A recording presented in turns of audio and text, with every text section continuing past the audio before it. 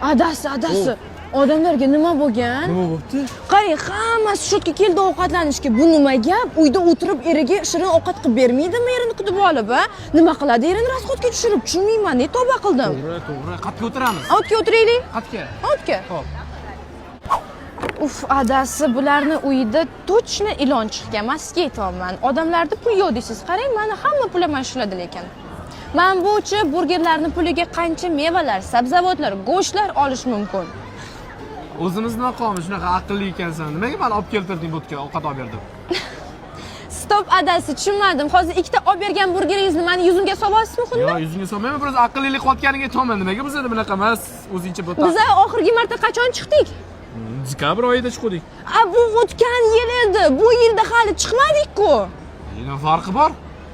Adasi, menga qarang-chi, appetitim bug'ilib qoldi. Boru kayfiyatimni buzdingiz. Nima gap bu? Unda olib chiqmayman hech qayerga. Hop, bo'pti, chiqma, bor. Borib o'rtoqlaringizni olib chiqing. Men buni yeng.